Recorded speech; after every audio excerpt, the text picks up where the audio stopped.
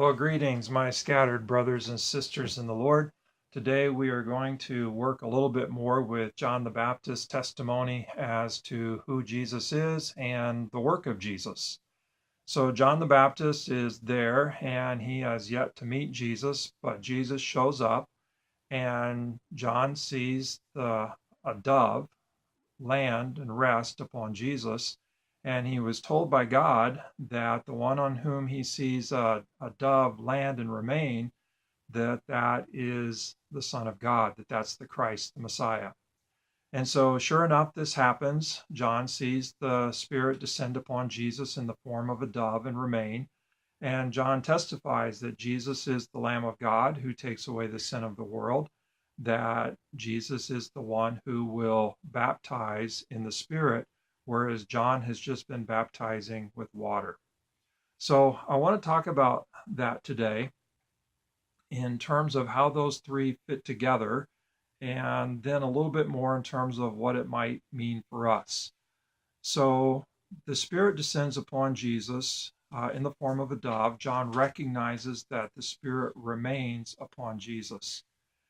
And so, what that calls us attention to is just the close relationship that Jesus has with the Father, that the Father and the Son are one, that there is this abiding relationship between them that takes place in the Spirit, through the Spirit, and so this unity. And it's out of this unity of Jesus with the Father through the Spirit that Jesus comes to take away the sins of the world. That if he wasn't in union with the Father, then he never would have gone to the cross, because it's the Father's desire to deal with sin. It's the Father's desire to save the world and reconcile the world unto himself. And the only way that's going to happen is if Jesus abides with the Father through the Spirit.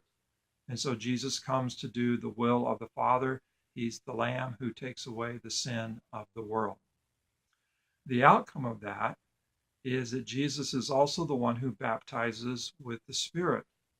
So that Jesus doesn't simply abide with the Father through the Spirit himself and do the Father's will, but Jesus actually, in doing the Father's will, makes a way for us to become part of that communion that he has with the Father through the Spirit.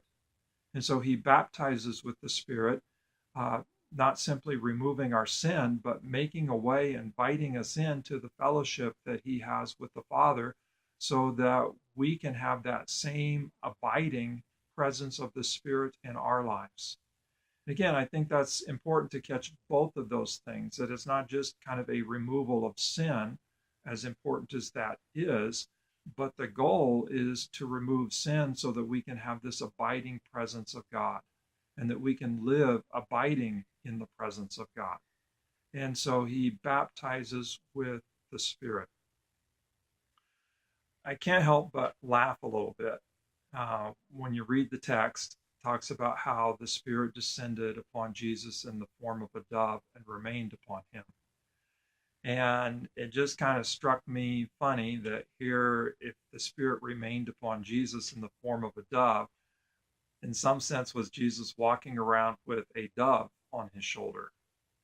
And he's just constantly recognized because he has that dove on his shoulder. I know he didn't have a dove on his shoulder all the time, but I'm just thinking the contrast, how often we might walk around with a chip on our shoulder versus the dove on our shoulder.